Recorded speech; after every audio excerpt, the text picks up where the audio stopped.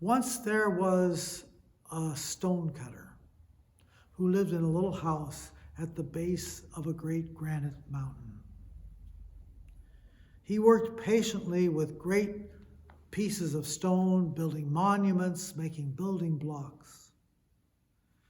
The quality of his work became known throughout the land. It came to the attention of the king. So the king invited him to come and work on the palace. Well, the king was not disappointed in the stonecutter's work. But the stonecutter, as he spent more time at the palace, began to envy the king. And one day he found himself muttering under his breath, "I wish I were a king." Well, it so happens that at that mountain where the stonecutter had lived for so long doing his craft, there was a spirit in that mountain that was capable of great magic. And so, though the stonecutter had no knowledge of it, the spirit knew the heart of this stonecutter well. And as soon as he had uttered those words, "I wish I were a king," suddenly he heard a voice. "Your wish has been heard.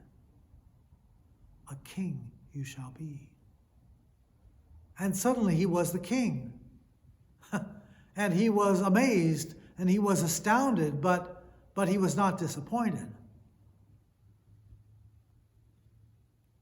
"Now I am powerful. Now I am strong. My wish has been granted. My ambition has been fulfilled." And so now, as the king, he enjoyed riding over the breadth and the width of his kingdom and going out on the balcony of his bedchamber at the evening and looking out over all the land and seeing that everything that he could see belonged to him. And it was on one summer afternoon, he was standing on his balcony. It was a hot day and the rays of the sun were beating down. And he found himself retreating to the shade. And even as he did so, he thought to himself, "What is this? The rays of the sun are so powerful that even a king has to retreat? I wish I was the sun." And then he heard that voice. "Your wish has been granted. The sun you shall be." And he was the sun. And he was amazed and he was astounded, but he was not disappointed. For now, as the sun, he journeyed across the whole breadth of the earth. And his warm rays came down and nurtured the earth, caused the flowers to grow. But in times of discontent, when the sun had a dark mood, do you suppose it's possible for the sun to have a dark mood? Well, in this story, indeed it does. And in one of those times, the sun would beat down with a fierceness. And the animals and the plants would faint under the relentlessness of the sun's rays.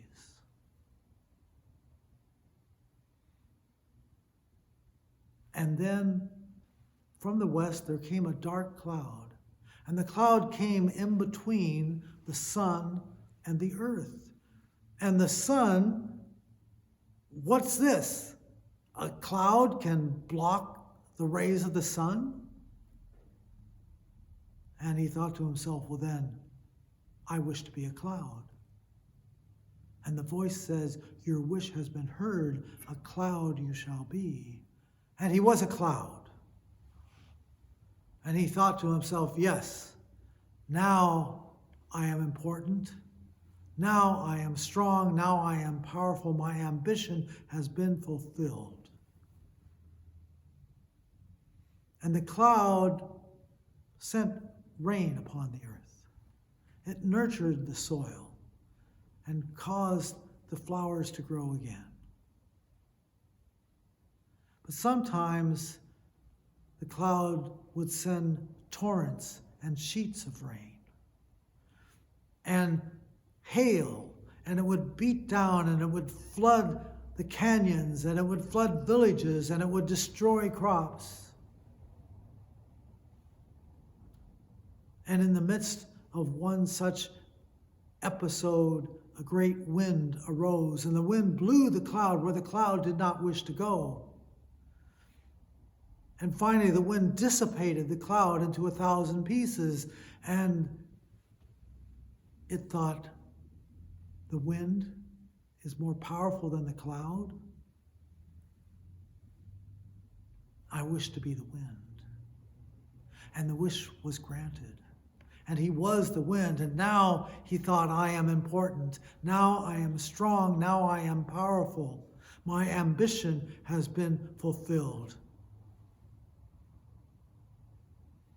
And the wind could be a gentle breeze blowing upon the earth, blowing across the earth, bringing smiles to people's faces, refreshment. And the wind, too, could turn fierce, become a gale, become a typhoon, uprooting trees, tearing roofs off of houses. The wind went wherever it wished across the earth, strong and powerful, nothing standing in its way until it came to a mountain, a great granite mountain which stood still and unmoving, and the wind pushed up against the mountain and stopped. So, the mountain is more powerful than the wind. Then I would wish to be a mountain. Your wish has been heard. A mountain you shall be. And now he was astounded, he was amazed, but he was not disappointed, for he was a mountain. I am powerful. I am strong. My wish has been granted. My ambition has been fulfilled. And the mountain was still. The mountain was calm. The mountain had a sense of patience. It certainly seemed good to be a mountain.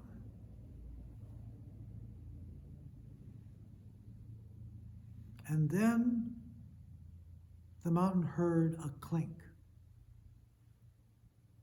And the ever slightest bit of pain. There was a stonecutter clinking away, chipping away at the granite at the base of the mountain. And suddenly the mountain had an ancient memory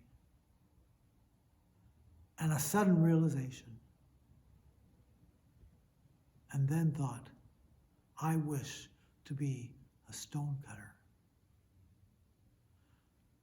Your wish has been heard, and a stonecutter you shall be. And the stonecutter thought to himself, now I am powerful.